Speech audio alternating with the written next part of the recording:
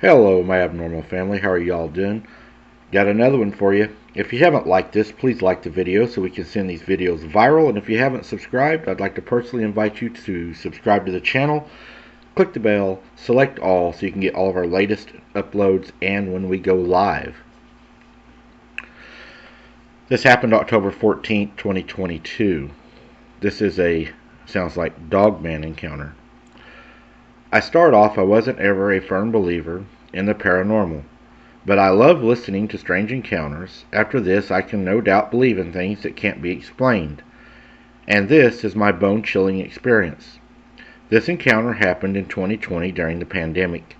As everyone knows, the world shut down, and everyone and everything went on lockdown. As for me, I got a lot of time to practice what I love, and that is baseball.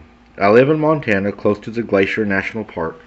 I was 17 at the time, and do put into perspective, I'm 6'4" and have a good build. I'm a gentle giant, and I get paranoid easily. I know, right? A big guy that gets scared easily? That's me.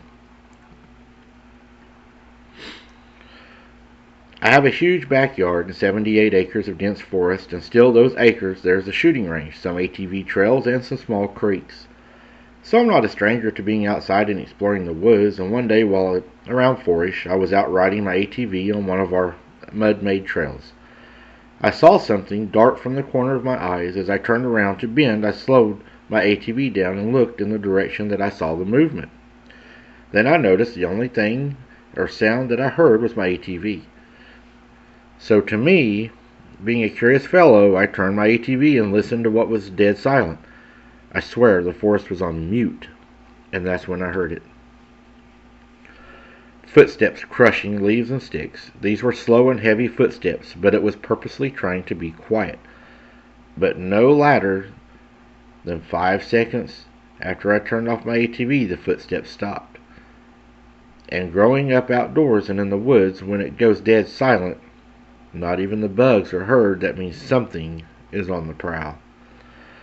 My mind started to race as I realized there was a predator around here somewhere, and that I needed to leave because there are bears in my area, which I've seen plenty of. Bears on our property also, and I wasn't in the mood for dealing with one. Right as I was about to turn the key to the ATV and to start it up, I heard a singular tongue click, sounded like whatever it was trying to get my attention. "Oh, hell no," I muttered as I turned the key and sped out of there fast. But sadly, this was the beginning of my experience.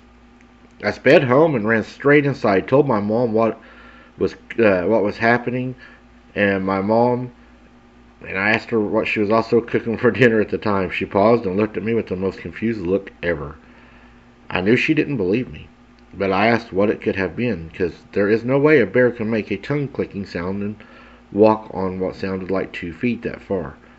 My mom brushed it off and said maybe you were just imagining something, and maybe it was an exhausted pup from your ATV. She meant a pop, not a pup, from the muffler.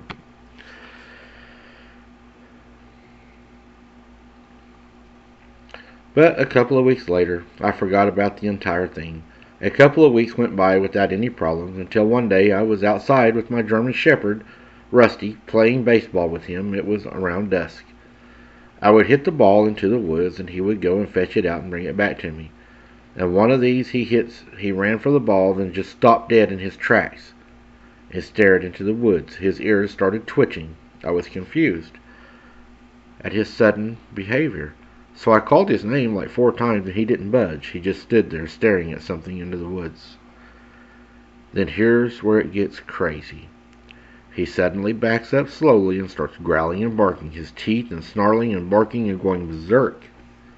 He's a family dog that has been with us for many years, and not once has he ever acted like this. My mind is panicking because I'm like, oh crap. He just pissed off a bear, so I start running over to him to making really loud noise to see if I could scare off this bear or whatever it was, and that's when it jumps out at Rusty. I was 30 feet from Rusty, and at this point, I was dumbfounded and scared. This creature was like another German Shepherd, but 2 times his size. It was dark brown. It had the head of a German Shepherd, but it had, and I mean bloodshot eyes, glaring at me. Its legs were bent backwards. It had human hands with claws that looked like daggers. It stood about 6 foot tall, and I noticed it was extremely skinny, as if it had been malnutritioned. Instantly, I knew from the past listenings that this was a dogman or a werewolf thing. I completely turned its attention from Rusty to me and started growling at me and slowly creeping toward me. My heart hit rock bottom. My whole body went blank. My instincts screamed at me to run, and I suddenly had the biggest adrenaline boost ever. But I was not about to let my dog get absolutely shredded to pieces. From everything that was going on, I had no idea what to do. I've heard people talk about, just the damage that these things can do. It charged at me, snarling. It covered 15 feet in 2 steps, and this thing had such rage, hatred. Then out of pure adrenaline, I swung the metal bat, still in my hand, as hard as I could possibly swing, and connected with its hideous face. Let me tell you, when I hit the dogman or werewolf, this thing's face, I knew I racked up something in its head. It was loud clank. As it staggered backwards and almost fell completely over, then Rusty attacked and bit its arm, and it let out a small howl.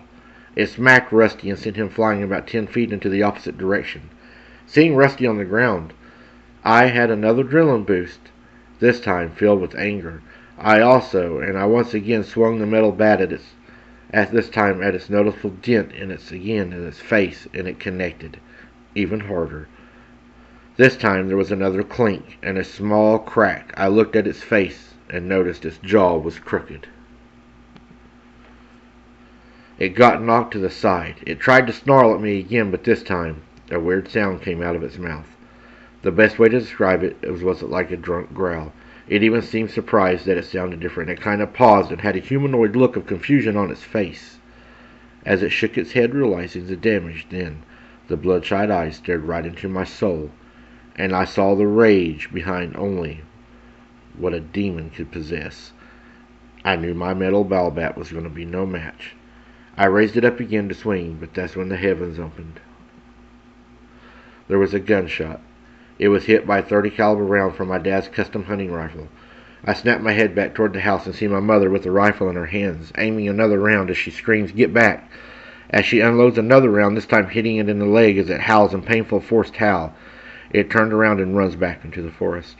I sprint over to Rusty and pick him up. The dog is laying there. He is hurt. Will my dog survive? Scanning the tree line. Will it come back? Will it jump back out to finish me and the dog?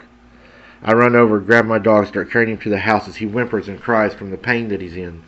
But he's gently licking me in the face as I run with him. Me and my dog Rusty would barely escape this. We have now moved.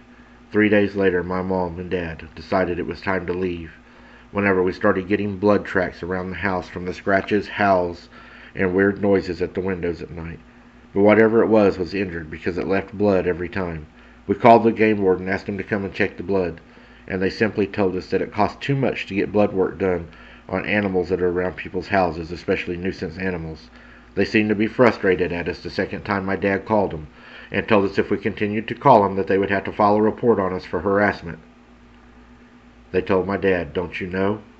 All you have to do is go buy some silver bullets," and laughed at my dad. I'm glad we moved from that place, and you people should know there are other things in the forest other than bears that will hunt and kill you, sometimes even if you're playing in your own backyard. What do you think about that one, guys? Let me know in the comments. Thank you for watching. Smash that like button. Until next time, keep your head on a swivel. Don't be something's dinner.